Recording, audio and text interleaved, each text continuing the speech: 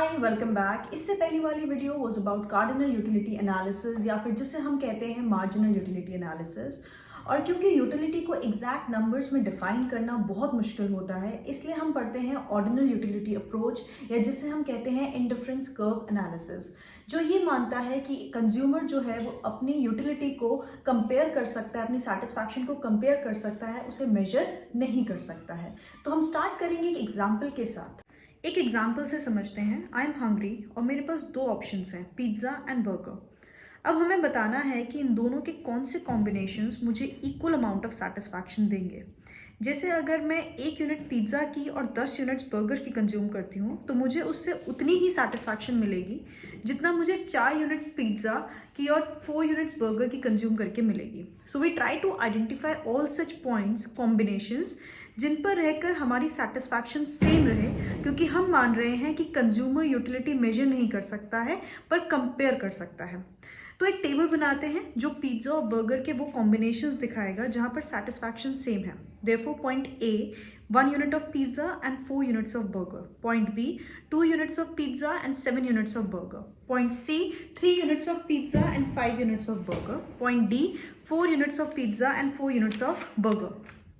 अगर आप देखेंगे स्टार्टिंग में एक एडिशनल यूनिट पिज़्ज़ा की कंज्यूम करने के लिए मैं बर्गर की 3 यूनिट्स फॉरगो करने के लिए तैयार हूँ। उसके बाद एक और यूनिट पिज़्ज़ा की बढ़ाने के लिए मैं सिर्फ 2 यूनिट्स बर्गर की फॉरगो करने के लिए तैयार हूँ। ये ह्यूमन नेचर होता है। जब हमारे पास किसी चीज़ की कम यूनिट्स होती हैं तो हम उसके लिए ज़्यादा यूनिट्स दूसरी कमोडिटी की गिव अप करने के लिए तैयार होते हैं to stay on the same satisfaction level. और इसे हम कहते हैं मार्जिनल रेट ऑफ सब्सटीट्यूशन। और जो ये मार्जिनल रेट ऑफ सब्सटीट्यूशन है कि हमेशा घटता रहता है, तो हम इसे बोलते हैं law of diminishing marginal rate of substitution. वो दर जिससे कंज्यूमर एक प्रोडक्ट को दूसरे प्रोडक्ट से सब्सटीट्यूट करने के लिए तैयार है, उसे हम बोलते हैं मार्जिनल रेट ऑफ सब्सटीट्यूशन। ये दर घटता रहता है, जैसे कि हमारे एग्जाम्पल में पहले हम एक एडिशनल यूनिट पिज़्ज़ा के लिए 3 units of burgers give up करने के लिए तैयार थे और बाद में हम लोग एक्स्ट्रा 1 यूनिट एक्स्ट्रा पिज़्ज़ा के लिए we were only willing to give up 1 unit of burger. So marginal rate of substitution एक गुड को दूसरे गुड से रिप्लेस करने का दर घटता रहा फ्रॉम 1:3 टू 1:4 टू 1:1। अगर मैं इन दो चीज़ों के अलग अलग कॉम्बिनेशंस को जो मुझे इक्वल अमाउंट ऑफ सेटिस्फैक्शन दे रहे हैं उन्हें एक 2 डायमेंशनल ग्राफ पर दिखाती हूँ, और एक्स एक्सिस पर लिया है हमने यूनिट्स ऑफ पिज़्ज़ा और वाई एक्सिस पर लिया है हमने यूनिट्स ऑफ बर्गर, तो हमें एक इस तरीके का ग्राफ मिलेगा जिसे हम कहते हैं इंडिफरेंस कर्व। इसे हम इंडिफरेंस कर्व इसलिए कहते हैं क्योंकि मैं इसमें से किसी भी कॉम्बिनेशंस पे अगर रहूँगी तो मुझे जो अमाउंट ऑफ सेटिस्फैक्शन है वो सेम मिलेगा। मतलब चाहे मैं पॉइंट ए पर ए कंज्यूम करूँ, चाहे मैं पॉइंट बी कंज्यूम करूँ, पॉइंट सी कंज्यूम करूँ या पॉइंट डी कंज्यूम करूँ, इन सब कॉम्बिनेशंस पर जो मेरा लेवल ऑफ सेटिस्फैक्शन है वो सेम है। और लेवल ऑफ सेटिस्फैक्शन सेम रखने के लिए अगर मैं एक चीज़ की कंजम्पशन को इंक्रीज कर रही हूँ तो मुझे दूसरी चीज़ की कंजम्पशन को डिक्रीज करना पड़ेगा ताकि मेरा लेवल ऑफ सेटिस्फैक्शन सेम रहे। इफ़ यू कैन सी, पहले स्टार्टिंग में जब मुझे एक एडिशनल यूनिट पिज़्ज़ा की चाहिए थी तो उसके लिए जब मुझे एक एडिशनल यूनिट पिज़्ज़ा की चाहिए थी तो उसके लिए I was ready to give up 3 units of burger. यानी कि 1 यूनिट पिज़्ज़ा की एडिशनल लेने के लिए मैंने 3 यूनिट सैक्रिफाइस कर दी बर्गर की।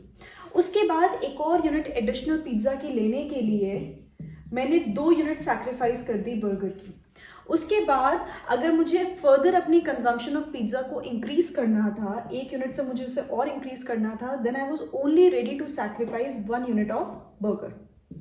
Now you can see कि जैसे जैसे हम लोग पिज़्ज़ा की कंजम्पशन को बढ़ा रहे हैं, हम लोग कम से कम बर्गर्स को सैक्रिफाइस करने के लिए तैयार हैं, और इसे बोलते हैं मार्जिनल रेट ऑफ सब्सटीट्यूशन। और जैसे कि आप देख सकते हैं जो ये मार्जिनल रेट ऑफ सब्सटीट्यूशन है, ये हर एक यूनिट जैसे जैसे मैं पिज़्ज़ा की यूनिट्स को इंक्रीज करती जा रही हूँ और बर्गर्स की यूनिट्स को डिक्रीज करती जा रही हूँ, वैसे वैसे मेरा मार्जिनल रेट ऑफ सब्सटीट्यूशन जो है वो फॉल हो रहा है। और इसे हम बोलते हैं diminishing law of marginal rate of substitution. जो हमारा मार्जिनल रेट ऑफ सब्सटीट्यूशन है वो घटता जाता है जैसे जैसे हम एक प्रोडक्ट की कंजम्पशन इंक्रीज करते हैं at the cost of another commodity. और अगर मैं इन सारे पॉइंट्स को ज्वाइन करती हूँ लाइक दिस, तो मेरे पास आता है एक इंडिफरेंस कर्व। इसे हम बोलते हैं इंडिफरेंस कर्व। जब हम इसे एक टैबुलर फॉर्म में दिखाते हैं तो उसे कहा जाता है इंडिफरेंस शेड्यूल, और उस इंडिफरेंस शेड्यूल को जब हम एक 2 डायमेंशनल ग्राफ पर दिखाते हैं तो उसे हम कहते हैं इंडिफरेंस कर्व। और अब हम समझेंगे कि इस इंडिफरेंस कर्व की कुछ प्रॉपर्टीज होती हैं और वो क्या है, let's see. Diminishing marginal rate of substitution की वजह से इंडिफरेंस कर्व जो है वो ओरिजिन की तरफ कॉन्वेक्स होता है। अब जैसे कि देख सकते हैं यहाँ पे रेट ऑफ सब्स्टिट्यूशन था 1:3, यहाँ पे रेट ऑफ सब्स्टिट्यूशन था 1:2, यहाँ पे आके आपका रेट ऑफ सब्स्टिट्यूशन हो गया है 1:1। तो इसीलिए इंडिफरेंस कर्व जो होता है वो ओरिजिन की तरफ आते वक्त कॉन्वेक्स हो जाता है, यानी कि ओरिजिन की तरफ थोड़ा सा बेंड हो जाता है, राइट। तो ये जो शेप है आपके इंडिफरेंस कर्व की, जो ये कॉन्वेक्स है ओरिजिन की तरफ, it is because of diminishing rate of marginal rate of substitution. ये डाउनवर्ड स्लोपिंग होता है। दूसरी कैरेक्टरिस्टिक ये है इंडिफरेंस कर्व की, ये डाउनवर्ड स्लोपिंग होता है। जैसे कि आप देख सकते हैं इसकी जो स्लोप है वो नेगेटिव है, ये फॉल कर रहा है from left to right side. क्योंकि अगर मुझे अपना सेटिस्फैक्शन लेवल सेम रखना है तो एक चीज़ की कंजम्पशन को बढ़ाने के लिए मुझे दूसरी चीज़ की कंजम्पशन को घटाना पड़ेगा। जैसे आप देख सकते हैं ए पॉइंट पर मेरी कंजम्पशन ऑफ बर्गर बहुत हाई है और मेरी कंजम्पशन ऑफ पिज्ज़ा बहुत कम है, लेकिन अगर मुझे सेटिस्फैक्शन सेम रखना है और अगर मुझे अपनी पिज्ज़ा की कंजम्पशन को बढ़ाना है और सेटिस्फैक्शन लेवल सेम रखना है तो मुझे अपनी बर्गर की कंजम्पशन को घटाना पड़ेगा। इसीलिए इसकी जो स्लोप होती है वो नेगेटिव स्लोपिंग होती है। अगर मैं बर्गर और पिज्ज़ा दोनों की कंजम्पशन को इंक्रीज कर दूंगी, जैसे मैंने बर्गर की कंजम्पशन को 10 रखा और मैंने अपनी पिज्ज़ा की कंजम्पशन को 4 कर दिया, इट इज ओवर हियर, तो जो मेरा इंडिफरेंस कर्व बनेगा वो होगा एक हायर इंडिफरेंस कर्व। जो एक हायर इंडिफरेंस कर्व होता है वो हमेशा एक हायर लेवल ऑफ सेटिस्फैक्शन दिखा रहा होता है। हम यहाँ पे एक पर्टिकुलर आईसी कर्व की बात कर रहे हैं जहाँ पे लेवल ऑफ सेटिस्फैक्शन सेम है। तो लेवल ऑफ सेटिस्फैक्शन सेम रखने के लिए अगर मैं एक पर्टिकुलर प्रोडक्ट की कंजम्पशन को बढ़ा रही हूँ तो मुझे दूसरे की कंजम्पशन को घटाना पड़ेगा एंड वाइसी वर्सा। थर्ड प्रॉपर्टी जो है आईसी कर्व की वो ये कहती है that 2 IC curves can not intersect each other. और इस प्रॉपर्टी को समझने के लिए हम इस प्रॉपर्टी से पहले अगेंस्ट जाने की कोशिश करते हैं। लेट्स से यहाँ पे दो आईसी कर्व्स हैं, IC1 एंड IC2। जैसे कि हमने पहले वाली प्रॉपर्टीज में देखा है कि एक पर्टिकुलर आईसी कर्व पर लेवल ऑफ सेटिस्फैक्शन हमेशा सेम रहता है। तो अगर मैं बात करूं IC1 पर तो कंज्यूमर की सेटिस्फैक्शन पॉइंट ए और पॉइंट सी पर सेम हो गई। तो वो ये मैंने यहाँ पर लिख दिया है कि आईसी कर्व के हिसाब से, IC1 के हिसाब से A इज इक्वल्स टू सी। और उसी तरीके से जो IC2 है उस पर भी लेवल ऑफ सेटिस्फैक्शन हमेशा सेम रहेगा। तो जो पॉइंट B है वो पॉइंट C के बराबर होगा, तो वो भी मैंने यहाँ पर लिख दिया B is equals to C। तो जब A भी C के बराबर है और B भी C के बराबर है तो इसका मतलब ये है that A should be equal to B, यानी कि A पॉइंट और B पॉइंट जो है वो बराबर होने चाहिए। आइए देखते हैं, अगर मैं A पॉइंट की बात करती हूँ तो यहाँ पे यूनिट्स ऑफ पिज्ज़ा इतनी है और यूनिट्स ऑफ बर्गर जो हम कंज्यूम कर रहे हैं वो इतने हैं। और पॉइंट बी की अगर मैं बात करती हूँ तो यूनिट्स ऑफ बर्गर कम है पॉइंट ए से और यूनिट्स ऑफ पिज्ज़ा भी कम है पॉइंट ए से। तो कॉम्बिनेशन बी पर मेरी जो यूनिट्स ऑफ पिज्ज़ा और यूनिट्स ऑफ बर्गर जो कंज्यूम हो रहे हैं वो दोनों कम हैं in comparison to A. So how can B equal to A और बी बराबर हो ही नहीं सकते हैं, क्योंकि ए पॉइंट पर मैं बर्गर्स और पिज्ज़ा दोनों की ज़्यादा यूनिट्स कंज्यूम कर रही हूँ than what I am consuming at point B. तो ए और बी कभी बराबर हो ही नहीं सकते हैं। इसका मतलब ये है कि दो आईसी कर्व्स कभी भी एक दूसरे को इंटरसेक्ट नहीं कर सकते हैं। जो भी आईसी कर्व होगा वो एक दूसरे से कोइंसाइड कभी भी नहीं करेगा। एक higher level of IC curve हमेशा हायर बंडल ऑफ गुड 1 और गुड 2 दिखाएगा, तो इसीलिए वो हमेशा हाई लेवल ऑफ सेटिस्फैक्शन दिखाएगा। और एक जो लोअर आईसी कर्व होगा वो हमेशा lower level of good A and good B दिखाएगा, जिसकी वजह से उस पर जो लेवल ऑफ सेटिस्फैक्शन होगा वो हमेशा कम होगा। तो इस तरीके से हम समझते हैं हमारे आईसी कर्व की 3 प्रॉपर्टी। सबसे पहला कि मार्जिनल रेट ऑफ सब्स्टिट्यूशन कम होता रहता है, उसकी वजह से जो हमारा आईसी कर्व है वो कॉन्वेक्स होता है ओरिजिन की तरफ। दूसरी प्रॉपर्टी ये है कि ये नेगेटिव स्लोपिंग ग्राफ होता है, क्योंकि जब मैं एक प्रोडक्ट की कंजम्पशन बढ़ाती हूँ तो सेटिस्फैक्शन सेम रखने के लिए मुझे पहले प्रोडक्ट की कंजम्पशन को घटाना पड़ता है। और तीसरी प्रॉपर्टी जो है वो ये कहती है कि दो आईसी कर्व्स कभी भी एक दूसरे को इंटरसेक्ट नहीं कर सकते हैं। एक इस तरीके का ग्राफ जिसमें बहुत अलग अलग लेवल ऑफ सेटिस्फैक्शन दिखाई गई होती हैं अलग अलग आईसी कर्व्स पे, जैसे ये IC1 है, ये IC2 है, ये IC3 है और ये IC0 है, इसे बोला जाता है इंडिफरेंस मैप। इसे हम बोलते हैं इंडिफरेंस मैप। तो इंडिफरेंस मैप एक ग्राफिकल रिप्रेजेंटेशन होता है बहुत सारे आईसी कर्व्स का। अब ये तो बात हुई उन कॉम्बिनेशंस की जो एक कंज्यूमर को सेम अमाउंट ऑफ सेटिस्फैक्शन दे रहे हैं, पर इनमें से कौन से कॉम्बिनेशन फीजिबल हैं वो डिपेंड करता है कि कंज्यूमर की इनकम कितनी है या वो कितना इनकम का पोर्शन उन दो कमोडिटीज़ में स्पेंड करना चाह रहा है और उन गुड्स के प्राइजेस क्या हैं। तो हम पुराने वाले ही एग्जाम्पल में थोड़ा सा एक्सटेंशन लेकर आते हैं और हम मान कर चलते हैं कि पिज्ज़ा और बर्गर पर हम टोटल अमाउंट जो खर्च करना चाहते हैं वो है 2000 रुपीज़। तो हमारा जो बजट है जो हमें अलाउ करता है पिज्ज़ा और बर्गर पे स्पेंड करने के लिए दैट इज ₹2000। और हम ये मान कर चल रहे हैं कि जो पिज्ज़ा का प्राइस है वो एक यूनिट का है ₹200 और जो हमारा बर्गर का प्राइस है एक यूनिट का वो है ₹100। तो इससे मैंने क्या किया, एक एल्जेब्रिक इक्वेशन फॉर्म कर लिया। वो इक्वेशन क्या है कि अगर मैं x यूनिट्स कंज्यूम कर रही हूँ पिज्ज़ा की, अगर मैं x number of units consume कर रही हूँ पिज्ज़ा की दैट इज 200 रुपीज़ की एक यूनिट है, तो x यूनिट्स हो जाएंगे 200 इंटू x। और अगर मैं y यूनिट्स कंज्यूम कर रही हूँ बर्गर की, तो इस पे जो एक्सपेंडिचर है वो हो जाएगा y इंटू 100। तो ये है टोटल एक्सपेंडिचर जो आप पिज्ज़ा पे करेंगे और ये है टोटल एक्सपेंडिचर जो आप बर्गर पे करेंगे, और इन दोनों को मिलाकर आपका जो टोटल खर्चा है वो कितना होना चाहिए, 2000 रुपीज़ होना चाहिए है। अब मुझे क्या करना है, वो सारे कॉम्बिनेशंस फाइंड आउट करने हैं जहां पर मैं जब पिज्ज़ा और बर्गर की कॉम्बिनेशन देखूं तो मेरा जो टोटल एक्सपेंडिचर है वो 2000 रुपये का आए। तो मैंने क्या किया, I started with 0 units of x, मतलब 0 यूनिट्स ऑफ पिज्ज़ा से मैंने स्टार्ट किया कि अगर मैं बिल्कुल भी एक भी यूनिट पिज्ज़ा की कंज्यूम नहीं कर सकती हूँ तो मैं कितनी मैक्सिमम यूनिट्स कंज्यूम कर पाऊंगी बर्गर की। तो आप देख सकते हैं जो फर्स्ट कॉम्बिनेशन है वहाँ पे यूनिट्स ऑफ पिज्ज़ा है 0 और यूनिट्स ऑफ बर्गर है 20। तो अगर मैंने इस इक्वेशन में पुट किया तो मेरा जो टोटल एक्सपेंडिचर है वो आ रहा है 2000 रुपीज़ का। फिर मैंने क्या किया, इसकी कंजम्पशन को थोड़ा बढ़ा दिया, तो एक यूनिट पिज्ज़ा की है तो मुझे 2 यूनिट सैक्रिफाइस करनी पड़ रही हैं बर्गर की।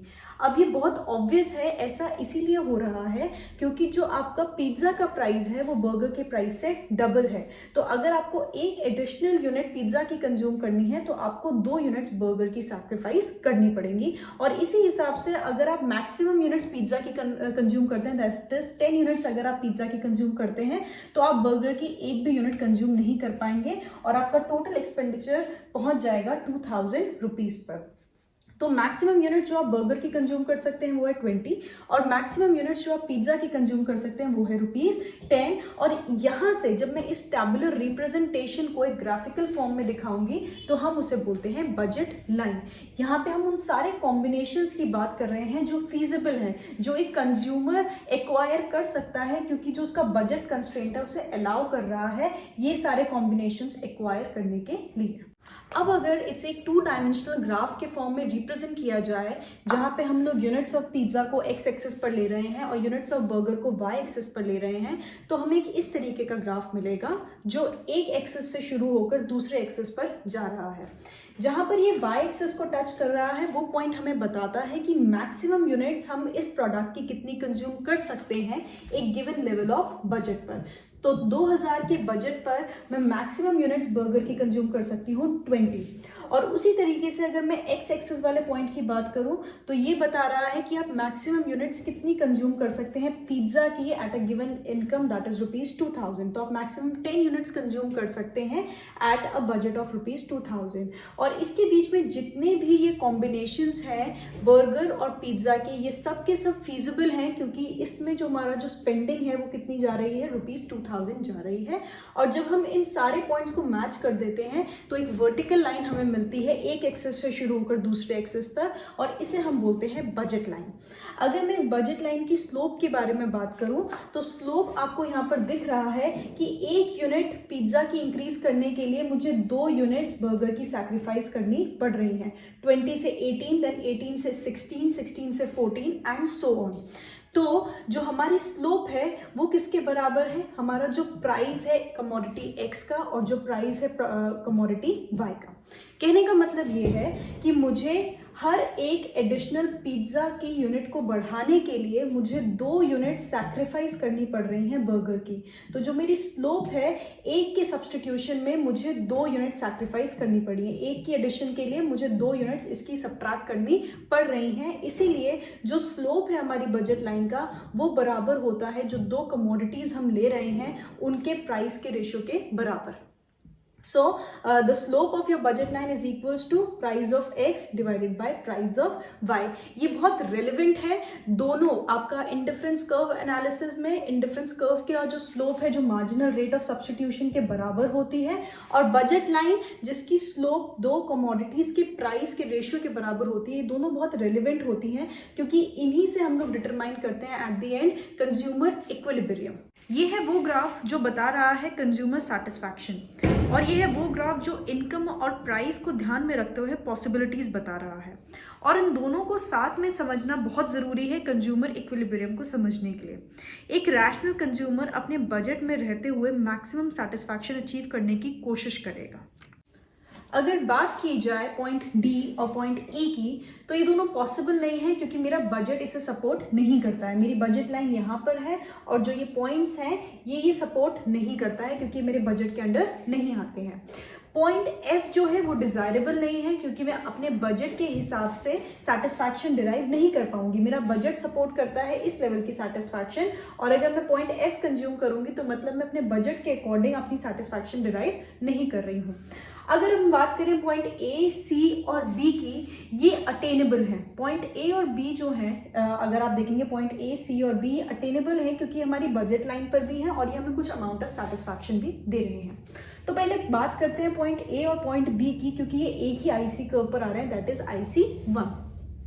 तो जो पॉइंट ए और बी है यहाँ पे जो सैटिस्फैक्शन है वो सेम होगी क्योंकि ये दोनों एक ही आईसी कर्व पर आ रहे हैं। पॉइंट सी जो है वो पॉसिबल भी है और उसका जो लेवल ऑफ सैटिस्फैक्शन है वो ए और बी पॉइंट से ज़्यादा भी है। जैसे आप देख सकते हैं ए और बी पर जो सैटिस्फैक्शन है वो सेम है और वो बजट लाइन पे भी आ रहा है। और पॉइंट सी जो है वो ए और बी से हायर आईसी कर्व पर है, दैट इज IC2। और हमने आईसी कर्व्स की प्रॉपर्टी में पढ़ा था, आईसी मैप में पढ़ा था कि एक higher level of IC curve हमेशा हायर लेवल ऑफ सैटिस्फैक्शन देता है क्योंकि यहाँ पे हम दोनों प्रोडक्ट्स की ज़्यादा क्वांटिटी को कंज्यूम कर रहे होते हैं। तो अगर मैं बात करूँ ए, बी और सी की, तो ये तीनों पॉइंट्स अटेनेबल हैं, लेकिन इन तीनों में से जो बेस्ट पॉसिबल चीज़ है एक कंज्यूमर के लिए, हमारे लिए, वो है पॉइंट सी, क्योंकि ये हाईएस्ट लेवल ऑफ सैटिस्फैक्शन दे रहा है हमें सेम बजट में रहते हुए।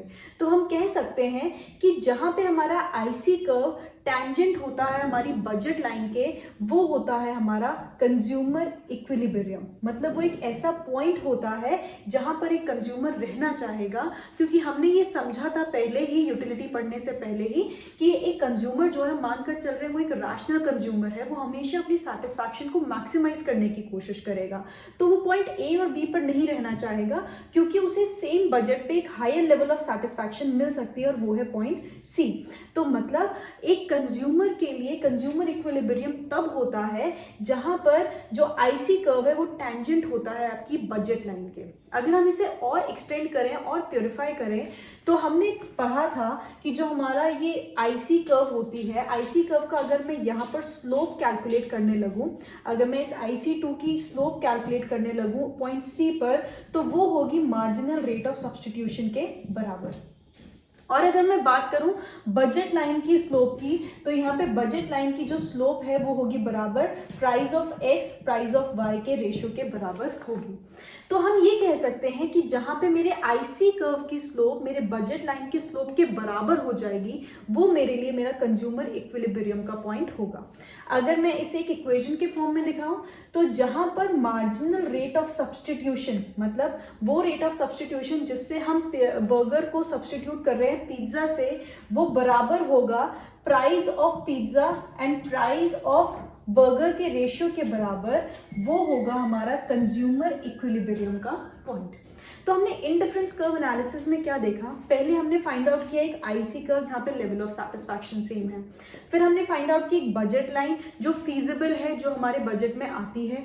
और ये दोनों चीज़ें हमने इसलिए की क्योंकि हम लोग आ रहे थे कार्डिनल यूटिलिटी अप्रोच, और हम कह रहे थे कि हम लोग सिर्फ अपने कॉम्बिनेशन ऑफ गुड्स को कंपेयर कर सकते हैं, हम उन्हें मेजर नहीं कर सकते हैं। तो हमने मेजरेबल चीज़ें ली, जैसे income, price of commodity X, price of commodity B, जो यहाँ पर इस केस में पिज्ज़ा और आपका बर्गर है।